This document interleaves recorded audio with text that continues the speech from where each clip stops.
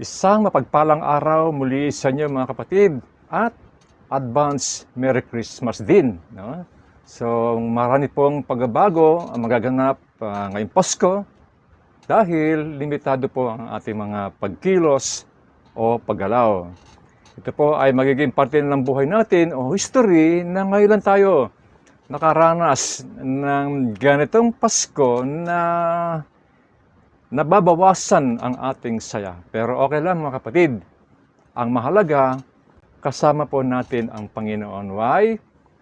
Because Jesus is the reason for this season. So, mahalaga, kasama natin ang Panginoon. So wala mo ng Christmas party sa mga offices, wala mo ng Christmas party sa ibang mga kumpanya, no? Huwag mo na mag-celebrate ng reunion, lalo na kung ang pamilya niyo po ay napakalaki. No? So, gawin natin, sa bahay na lang muna po tayo, at doon na po tayo magpasko kasama po ang ating pamilya. Kaya CSF family, wala muna tayong Pasko, wala muna tayong Christmas party, I mean, at it could be, ang iba naman ay napahay. Ay, sayang naman. Okay? Now, kung ikaw ang tatanungin ng ganito, ano ang greatest achievement na gusto mong marating sa buhay? No? Ang mga bata, kapag tinanong ng ganito, ano ang gusto mong maging paglaki mo? Ang mga karamihan, ang sagot ng bata dyan ay gusto nilang maging doktor, teacher, at iba naman gusto maging nurse, iba naman ay pulis. No? Kasi daw may baril. No? Pero ang tanong ng marami, lahat kaya ng pangarap nila, no? Pag narating na nila yon, ay fulfilled na ba sila? No? Bakit kaya iba narating nila yung pangarap nila, yung maging goal nila sa buhay, pero parang may kulang pa rin. Hindi pa rin masaya. Ang iba, malungkot pa rin. Gaya po ng taong ito, si Alexander the Great, ang kanyang goal, his goal is to conquer the world. Matindi po ang achievement ng batang ito. Nasa edad 16 ay warrior na siya. Magaling siya mandirigma. At dahil matapang ang batang ito at magaling ang batang ito, sa edad na 18, siya ay naging general.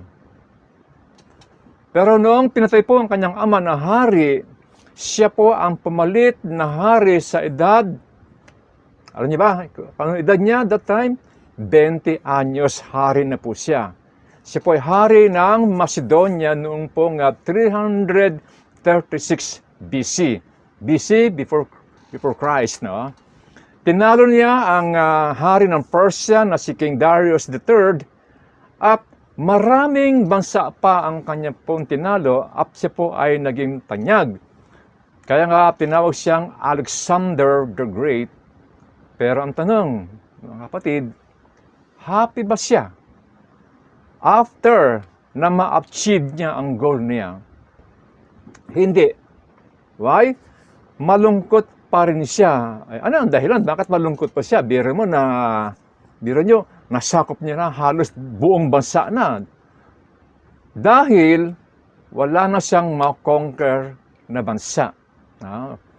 Wala na siyang malusog dahil sakop na nila. No? So, dito mga kapatid, ang goal kasi ni Alexander Great, ang focus niya ay sa sarili. No? Bigyang kasiyahan ang kanyang sarili. Kaya ang nangyari, sa sarili din siya nagtapos. Ito po si Alexander the Great, ito po ay masyado pong mahilig sa alak. No? Gusto niya kapag may bisita sila, mayroong inuman. At meron ba isang gabi na habang sila po ay nagiinuman, itong si Alexander Great, ang ginagawa niya ay umiinom siya. No? Umiinom siya sa cup ng ibang guest. No? At that time, halos lahat po ng guest, no, na nainuman niya, no, siya ay uminom sa cup ng mga guest na ito. Well, anong nangyari? Malungkot, isa po sa mga naging guest doon ay meron pang flu. Siya po ay nahawa, no, parang COVID, no, pag nahawa ka, magkakaproblema ka, no. Kaya ito si Alexander the Great, eventually siya po ay namatay habang siya ay nasa banig ng karamdaman. Hindi na nakarecover. Pero, bago siya namatay, meron siyang ibinili sa kanyang tagapag-alaga, bago siya namatay. Ang habilin niya, sabi niya, kapag daw siya ay namatay, gusto niya na naka-open, no? Naka-open ang kanyang dalawang kamay, no? Naka-open ang kanyang dalawang kamay at merong statement na ganito.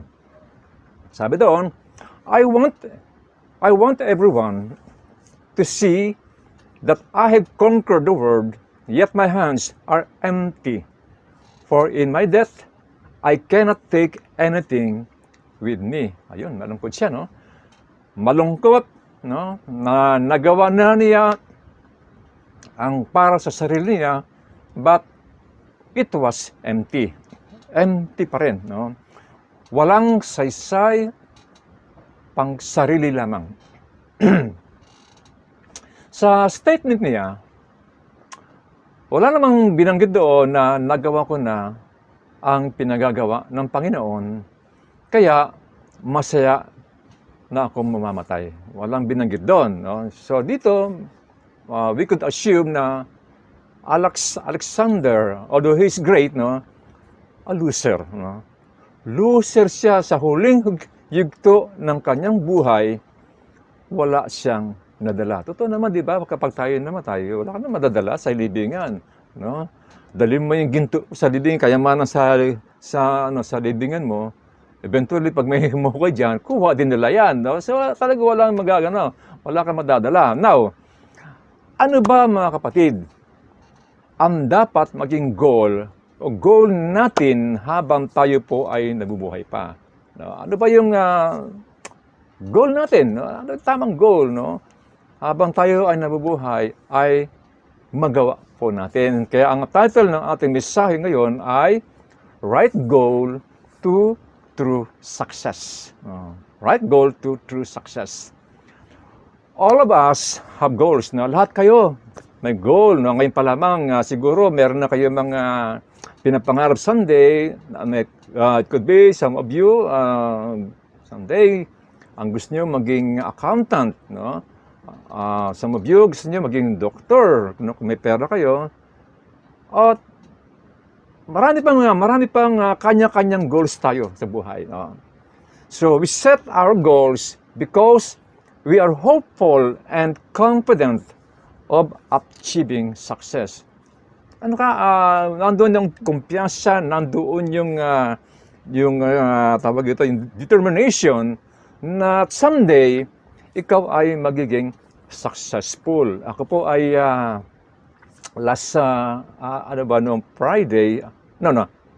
Friday, kami po ay nagpunta sa isang kasalan at isa doon na naging bisita po ay ang aking pong pinsan na siya po ngayon ang deputy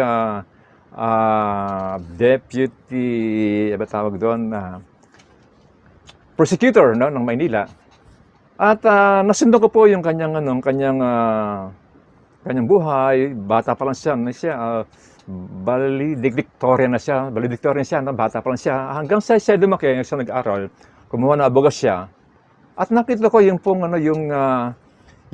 kanyang pagsusumikap, pagtitiyaga, ay nangyari po. No? Nangyari, no? Yung goal niya na maging abogado someday, ito po ay nangyari. Okay? So lahat tayo po ay may goals nga, pero ang tanong mga kapatid, sa goal ba natin, for us to be able to reach our goal, ay involved ba ang Panginoon sa goal natin? Yeah?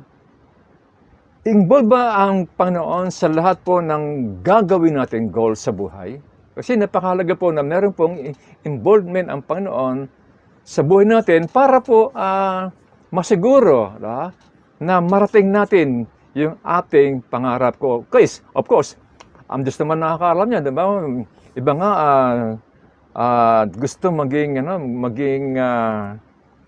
sundalo, pero hindi nangyari, naging nurse, no? So, ang maganda na kapag may goal tayo, maganda meron tayong pagkukonsulta sa Panginoon. Why? Kasi siya ang nakakalam kung ano ang mabuti sa atin, ano ang tama para sa atin. Now, what is your right goals for you to be able to achieve through success? Dapat hindi ka malungkot once you reach your success. Dapat walang kalungkutan kasi na-reach mo na yung goal mo, yung pangarap mo, dapat masaya ka. Si Alexander the Great, hindi siya masaya. Malungkot siya dahil walang saysay ang kanyang mga achievement. Success, without happiness is the worst kind of failure. Yung success kung wala namang happiness, failure ka pa rin. Dapat talaga na once you reach that goal, your dream, dapat nandun happy ka, Dapat lang, di ba? Kung ang pagiging mayaman ang batayan ng tagumpay, bakit marami din mayaman ang nagpapakamatay? Bakit? Maraming mayaman ang wasak ng buhay, malungkot din ang iba. Ang magandang makita, mga kapatid, yung bang makakita tayo ng ekspresyon na siya ay mayaman sa mga material na bagay at higit sa lahat, mayaman siya sa relasyon sa Panginoon. Yun ang magandang makita natin. Sila din, ang mga taong mayaman din sa gawain para sa Panginoon. Ginagawa niya ang kanyang kalooban. Ito ang tularan natin. Ito yung mga taong happy, Ito yung mga taong iba, nakita ko na napakayaman nila, pero nandun yung kagalakan. Why? Kasi yung joy na yan ay galing sa Panginoon na hindi po kayang ibigay ng mga bagay na narito sa lupa, which is temporary. So, we are looking forward sa mga bagay na meron pong eternal value. Now, success which is not aligned to God's will is empty, worthless, no satisfaction. Ito po, kapag ang success mo ay hindi naka-align sa kalooban ng Diyos, wala po itong saysay. Wala itong halaga. No satisfaction. Kaya ipinalangin natin sa Panginoon, Lord, ano ba yung gusto mong ipagawa sa akin? Lord, ito yung desire ko. Iaalaw mo ba ito? So, nandun dapat yung tayo po ay kumukonsulta sa ating Panginoon. Why? Kasi pag hindi, sabi doon, empty lang. It's worthless kung hindi ito naka-align sa kalooban ng Panginoon. Si Elvis Presley, mga kapatid, sikat, maraming pera. Maraming mga babae ang nagpipilian kapag nakita na siya, nagsisigawan, iba po, nahihimatay na. Kaya lang, problema, kahit na ganun siya kasikat, ang buhay niya ay empty pa rin. Kulang pa rin. Siya nga kung maaari lang, according to him, makabili siya ng gamot na, okay, bayaran, okay, bayaran niya yung oras, na titigil sandali yung oras, na yung time na yon, na binili niya yung oras na yon, siya ay malaya na makakalabas ng bahay, malaya na makakapamasyal. That time, wala po siyang kalayaan kasi pag lumabas siya, nakita siya, dinudumog siya. So, malungkot pa rin, kahit na sikat ka, pero ganun, andun pa rin ang kalungkutan. Kaya mahirap din maging sobrang sikat. Maganda yun tayo, ay sikat sa Panginoon. Yan. So, narito pa ang isang tao na achiever din, babasahin po natin, na siya po ay maraming ginawa Kaya lang, malungkot pa rin siya. Sino ba siya? Tingnan po natin, sa Mga Ngaral, chapter 2, verses 4 to 5, yung sumulat po nito, sabi niya rito, nakagawa ako ng mga dakilang bagay, nakapagpatayo ako ng malaking bahay, at ginawa kong ubasan ang paligid dito. Gumawa ako para sa aking sarili ng mga hardin at liwasan. Tinamnan ko ito ng lahat ng uri ng punong kahoy na mapapakinabangan ang bunga. Next, sa verse 8, nakaipon ako ng napakaraming pilak at ginto mula sa mga lupaing nasasakupan ko. Marami akong mga awit na babae at lalaki, marami akong asawa at pawang magaganda. Wala nang hahanapin pa ang isang lalaki, lalo na kung tungkol din lang sa babae. Verse 11, pagkatapos, inisip ko mabuti ang mga ginawa ko at ang pagod na aking pinuhunan. Nakita ko ang lahat ay pawang walang kabuluhan, tulad lang ito ng paghahabol sa hangin. Verse 17, kaya't kinamuhian ko ang buhay sapagkat pawang kahirapan lamang ang idinulot nito sa akin. Lahat nga ay walang kabuluhan at tulad lang ito ng paghabol sa hangin. Now, mga kapatid, ano ang naging problema ng tao ito? Ang sumulat po niyan, walang iba kundi si Haring Solomon. Bakit kahit na na-achieve niya ang gusto niya, ay para sa kanya, wala pa rin kabuluhan. Why? Dahil lahat ng ginawa niya ay para lamang bigyan kasiyahan ang kanyang sarili. Napansin niyo po ako, no? Ginawa ko, ako, para lang sa kanyang sarili. Okay? So nagawa na yan para sa kanyang sarili na, nagawa niya na, wala na, no? At nang dumating na ito, nagawa na niyan lahat, na-achieve niya na lahat. Ang tanong, saan pa siya pupunta? Nakuha mo na lahat, wala na, dead end na siya, malungkot na. Katulad ni Alexander the Great na malungkot na, wala na siya ma-conquer, di ba? Nabigyan na niya ng kasiyahan ang kanyang sarili, saan pa siya pupunta? Dead end na. Yan. Okay? So lahat ng bagay na ginagawa natin para bigyan kaluguran ang sarili ay magtatapos. Okay? So, tayo ba, ano ang ginagawa natin ngayon? Ito ba ay mga bagay na magbibigay kasiyahan sa ating sarili? Walang masama. No? Dapat ito ay naka-align sa kagustuhan o disenyo ng Diyos para sa buhay mo at magbibigay ng kaluguran sa ating Panginoon. It should be aligned also to His plans for your life. No? Kung hindi, there will be failures, there will be emptiness, and worthlessness. So napakalaga, no? Naka-align tayo, no? Sa kalooban ng Diyos, hindi tayo alis dyan. Bakit? Kasi dadalhin ka ng Panginoon doon sa goal na nais mo at kung ito naka-align, sisiguraduhin ng Panginoon, mangyayari yan sa buhay mo. Okay? Ito po ay bato-bato lang sa langit. Ang tamaan ay huwag masaktan, huwag magdamdam.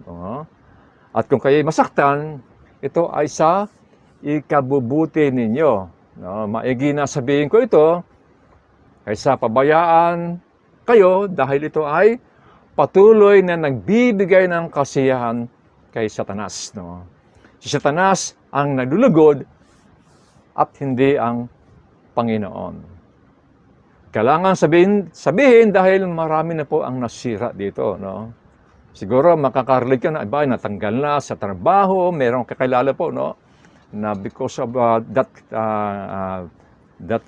habit, no, or vision na yan, yung hobby na yan, ay siya po ay hindi po na employed ulit, no? Lalo ngayon, no, na nagbabawasan kasi lagi siyang tinatanghali ng gising dahil naglalaro siya nito. So, alam niyo po yan, kapitbahay namin, mag-asawa pa, no? May anak na Yung anak hindi maasikaso, ay pareho sila naglalaro nito.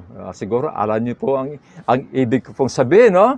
Diba? Natanggal ng trabaho. Ang iba naman ay kinain na yung panahon na sila ay dapat maging productive, nasayang lang. No? Nasayang lang.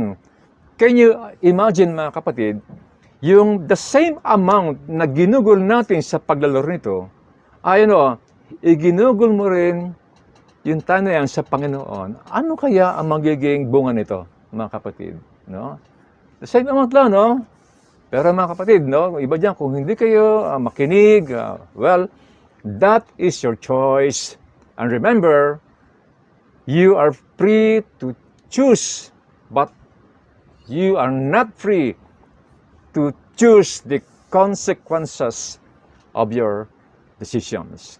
Kaya kung anong ginagawa mo yon, ito ang resulta na yon sa future. Kaya nga yung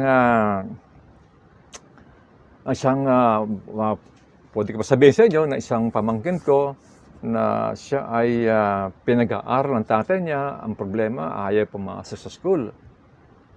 So, ang ginawa ng nanay ko, para lang masiguro ng batang ito ay papasok sa school, siya mismo ang sumasama papunta sa school. Ang problema, pag uwi ng nanay ko, yung apo niya, uuwi na rin. Kaya isang araw nakita ko, I think 2 months ago, nakita ko, siya ay nagpapala ng buhangin. So, doon siya nauwi sa construction. Yan. Kasi yun ang bunga. Yun ang bunga ng kanyang pagpili. Kaya mga kapatid, dapat pag-aralan natin maigi yung magiging bunga ng ating pagpili. Okay? Now, without God's involvement, without God's involvement in everything we do, it is nothing, it is useless. Kung walang pagsama ang Panginoon, tanong ko, matatamo kaya ng tao ang tunay na tagumpay? Kung ang focus natin, mga kapatid, ay lagi na sa Panginoon, makakaasa kaya tayo, no? Makakaasa kaya tayo, yun pa ng tagumpay, di ba? Well, mga kapatid, kung ang Panginoon ay nasa atin, kung ginagawa mo ang para sa Panginoon, mga kapatid, maaasahan po natin ang kanyang presensya, no? Ang siyang magdadala sa iyo sa totoong tagumpay, ang kanyang presensya. If to glorify God is our clear focus, His powerful presence will lead us to true success. Kung ang goal po natin, yung focus po natin, ay to glorify God, yung kanyang presensya po, ay mararanasan natin at dadalhin tayo sa tunay na tagumpay. Gaya po ni Joseph, Gaya ni Joseph, ang presensya ng Diyos ang nagdala sa kanya sa tagumpay. Maari, sa bawat kilos ni Joseph, siya po ay ingat na magkamali. Why? Maari lang naman, mga kapatid, na maari lang na sa isang maling pagpili, ang kanyang panaginip ay hindi mangyayari. Again, maari sa isang maling pagpili, maari hindi mangyari ang kanyang pong panaginip. Now, sa buhay din natin, ang maling pagpili natin ang siyang magdadala sa atin patungo sa buhay na hindi kasiyasiya. At ang pangarap mo ay hindi magkakaroon ng katuparan. You will not be able to reach your dream. So ano ba ang sinasabi ng talata tungkol kay Joseph? Tingnan po natin. Genesis chapter 39 verse 2. The Lord was with Joseph. So he became a successful man, and he was in the house of his master, the Egyptian. Notice here, mga kapatid. Tingnan po natin. The key to success is to be with God. Again, ang susi ng tagumpay ay kasama natin ang Panginoon. True success cannot be achieved apart from God. Totoo mga kapatid, yung totoong success, hindi po natin yan ma-attain kung hiwalay ang Diyos.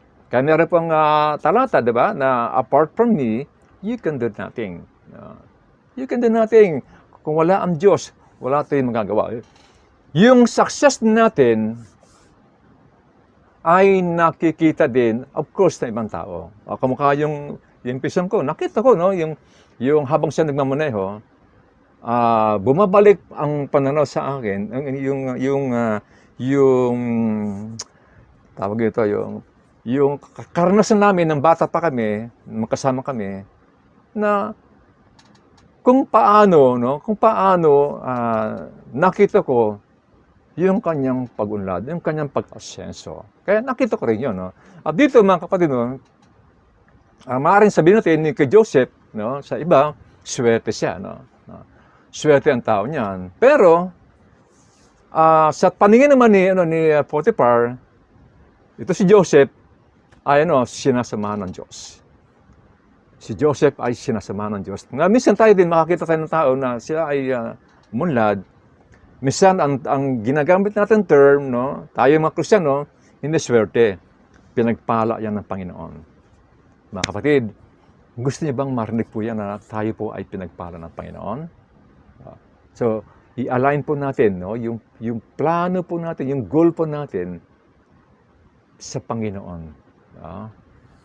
Kaya ang conclusion, no, ng amo ni Joseph, siya ay sinasamahan ng Panginoon dahil siya ay nagtatagumpay. Simula nang tumira si Joseph sa kanilang tahanan, ang kanyang kabuhayan ay umunlad at ito ay kanyang napansin.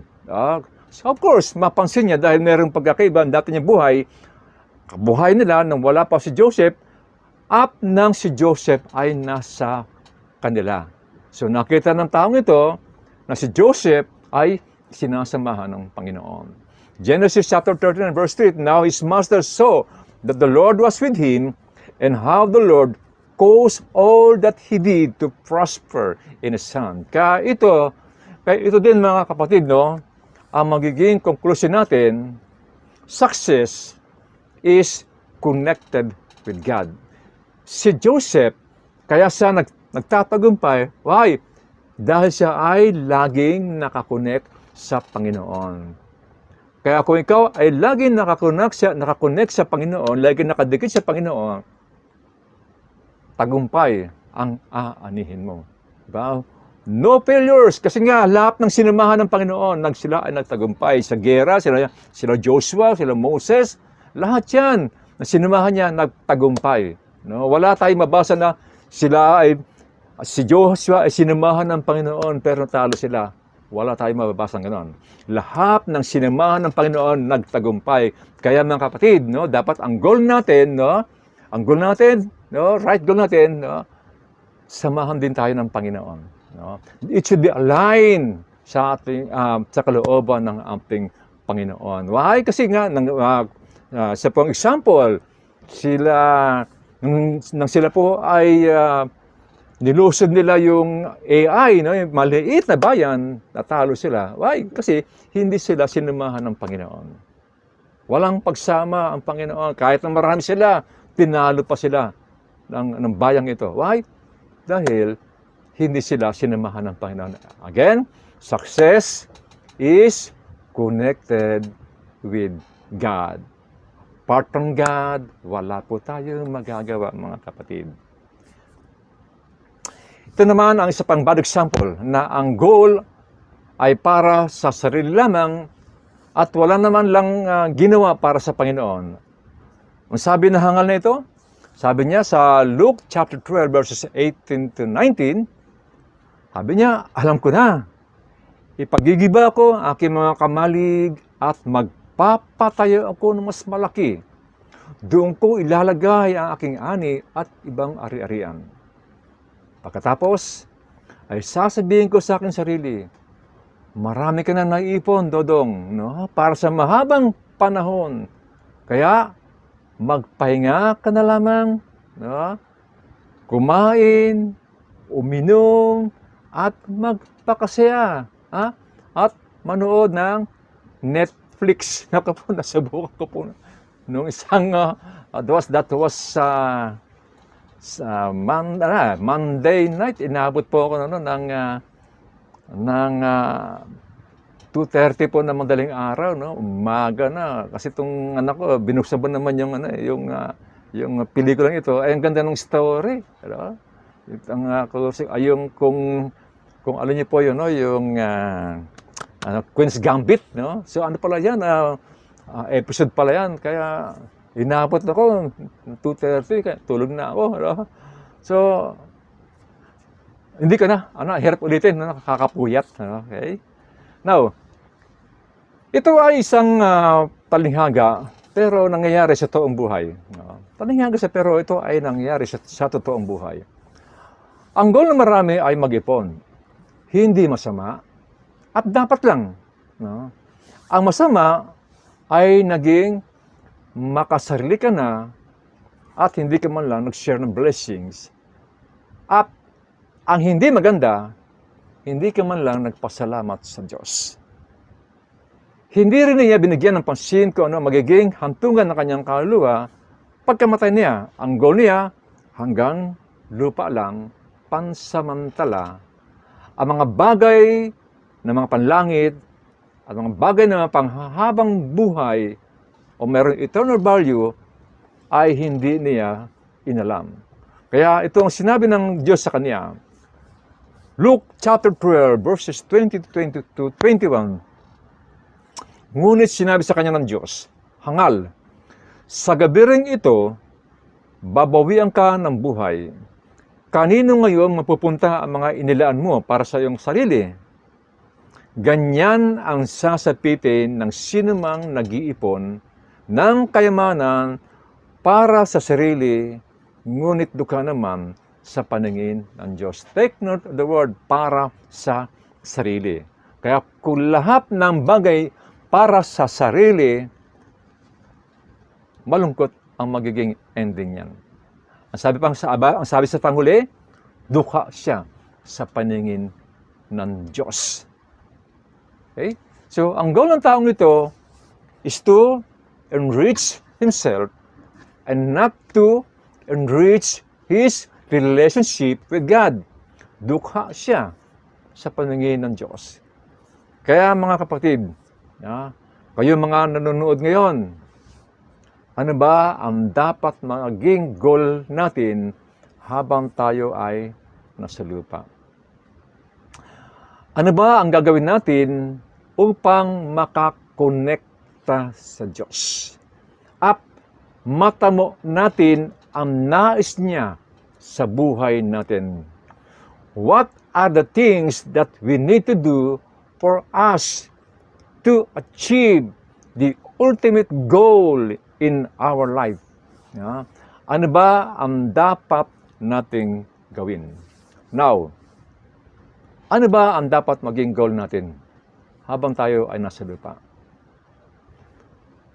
Ang goal na naka-align sa kanyang kalooban na tutungo sa tinatawag na true success at mga bagay na merong eternal value. Ito yun, mga kapatid. 2 Corinthians chapter 5 verse 9. So, we make it our goal to please Him whether we are at home, in the body, or away from it. So, ito po yung goal natin, mga kapatid. Mabigyan po natin ng kaluguran ang ating Panginoon. Ano ba yung mga bagay na nalulugod ang Panginoon sa atin? Mga bagay na gusto niyang gawin natin. Mga bagay na nagbibigay kasiyahan sa Panginoon. Kasi usually pagka nag-ginaw tayo, usually ang focus natin sa sarili. Pero dito mga kapatid, ang gusto nang ipakita rito, para bigyan ka rin ng kasiyahan sa sarili mo, unahin po natin na bigyan kasiyahan ang Panginoon. Our goal is to please our God. Why? 2 Corinthians chapter 5 verse 10, sabi po dito sa talata, "For we must all appear before the judgment seat of Christ, so that each one may be recompensed for his deeds in the body according to what he has done, whether good or bad." Sa Tagalog, sapagkat lahat tayo ay haharap sa hukuman ni Kristo at tatanggap ng nararapat ayon sa ating mga gawang mabuti o masama nang tayo ay nabubuhay pa sa katawang ito. Ito ang dapat na maging goal ng bawat isa sa atin, mga kapatid, no? Malugod sa atin ang Panginoon at gawin natin ang nais niyang ipagawa sa atin. Why? Lahat tayo ay haharap sa Diyos. Hindi natin alam kung personal siyang haharap sa atin at tatanong, no? Pero ang sigurado, ayon sa talata, lahat po tayo ay haharap sa Diyos. Ano ba yung ipinapagawa sa atin ng Panginoon bago siya umakyat sa langit? Ito ang kanyang bilin sa kanyang mga alagad na haharap din sa Panginoon. Mateo chapter 28 verses 19 to 20, "Kaya't humayo kayo, gawin ninyong alagad ko ang mga tao sa lahat ng mga bansa, bautismuhan ninyo sila sa pangalan ng Ama, ng Anak, at ng Espiritu Santo, turuan ninyo silang sumunod sa lahat ng inuutos ko sa inyo. Tandaan ninyo, ako'y laging kasama ninyo hanggang sa katapusan ng panahon." Mga kapatid, hindi naman tayo pwedeng magsinungaling dahil ang sabi sa talata, ako'y laging kasama ninyo hanggang sa katapusan ng panahon. Ano ba ang ibig ko sabihin? Kung tayo ay hahayo, no? Kung tayo ay share din po natin, no? About the salvation that Jesus Christ offered, no? Doon sa mga taong na wala pa pong relasyon sa Panginoon. Ang sabi niya, sasamahan daw niya tayo. Sasamahan ka niya. Kaya pag tinanong ka, ano ba ang ginawa mo dito sa ikaw ay nasa lupa? Pag sinabi mo, ako po ay humayo, sabi doon, teka, sabi ko, sasamahan kita, sasamahan ko kayo, pero wala yata akong natandaan na nakasama kita. No? Kaya kung tayo po ay hahango at hahayo, na pangwakan po natin ang salita ng Panginoon, sasamahan tayo. Kaya ako po ay natutuwa sa ibang nating mga kapatid that now they are doing, no, their part, no, yung ipinapagawa sa kanila ng Panginoon. Iba po ay meron na po silang mga tinuturuan at ito po ay isang bagay na ang Diyos po ay nalulugod. Nagbibigay tayo ng katuwaan, kaluguran sa Panginoon. Why? Kasi ito ay ginagawa natin. Dahil ito po ay hindi lang po sa mga disciples, ito po ay para din po sa ating kapanahunan, lalo na ngayon na marami po mga depressed na mga tao, maraming walang trabaho, maraming naghihirap. Now, kung bibigyan po natin sila ng assurance na ang Diyos ay mabuti, na ipangaral natin sa kanila na huwag silang mag-aalala, na huwag silang mawalan ng pag-asa, na mayroon Diyos na tumutugon sa kanilang mga pangangailangan. No? Kaya, kung tayo po ay haharap sa Panginoon, ito po ang masarap pakinggan na maaari, no, na gusto nating marinig, no, at maaari din na meron ding ibang makikinig sa sasabihin sa atin ng Panginoon o sa iyo. Ano ba yung, mga kapatid, ano ba yung mga bagay na nais nating marinig sa Panginoon? Mga bagay na hindi mo inaakala na sasabihin sa iyo ng Panginoon. Mga bagay na nalulugod siya sa ginagawa mo para sa Kanya. Ano ba yung gusto natin marinig sa Panginoon? Kung tayo po ay haharap na sa Kanya. Di ba magandang marinig sa Panginoon? Ang gantong, well done, good and faithful servant. Enter into the joy of your Master. Well done, mga kapatid. Ang Diyos mismo ang nangako, sasamahan tayo. Ano mang ang goal natin sa buhay, kapag yan ay naka-align sa Panginoon, kapag yan ay ibinigay natin sa Panginoon, hiningi natin ng guidance sa Panginoon, ang Diyos mismo ang sasama sa atin. Ang Diyos mismo ang sasama sa iyo at magkakaroon ka ng tunay na pagtatagumpay through success in life. Na ang Diyos mismo ang nabigay nito at ito ang tunay na kaligayahan. Ang tunay na tagumpay na kasama ang Panginoon. Kaya mga kapatid, ngayon pa lamang, isipin natin, mag-pray tayo sa Lord. Lord, ano ba yung gusto mong ipagawa sa akin na magbibigay ng kaluguran po sa inyo? Tulungan niyo po ako. Tulungan niyo po ako. I-guide niyo po ako. Tayo po ay manalangin. Amang Diyos na makapangyarihan sa lahat, alam niyo po ang buhay po namin mula pagkabata hanggang ngayon.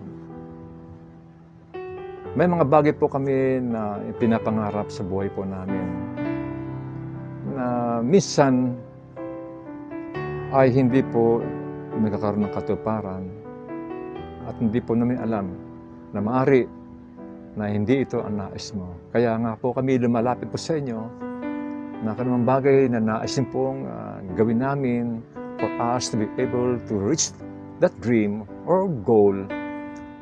Tulungan niyo po kami. I-guide niyo po kami. Alam po namin na lahat ng bagay ay alam po ninyo. Dahil ito po ay nasa ilalim na iyong kapangyarihan. Ama, kami po lumalapit po sa inyo. Again, ito pong COVID-19 na ito ay malaki po ang ginawang pagbabago sa buhay po namin. Pero kami po ay nakatingin sa inyo sapagkat alam po namin, Lord, ang biyaya ay nasa iyo. Lord, dalangin namin na patuloy po namin maranasan ang iyong pag-iingat ng aming pamilya, ng aming kaibigan. Lord, I pray also, Father God, Lord, even Lord, the members of the CSF family, Lord, I pray for your protection. Even Lord, sa mga members of other churches, Lord, na kung saan ikaw ang itinataas. I pray also your favor to be upon them, Lord God. Salamat po, Panginoon, at kami po ay nagtitiwala sa iyo, sumasampalataya sa iyo that everything will be okay sapagkat ito po ay nasa ilalim po, again, ng iyong kapangyarihan. Salamat po, Ama. Ito po aming dalangin sa pangalan po ni Jesus. Amen. Okay, God bless you po again. Advance Merry Christmas po sa inyo. God bless you po.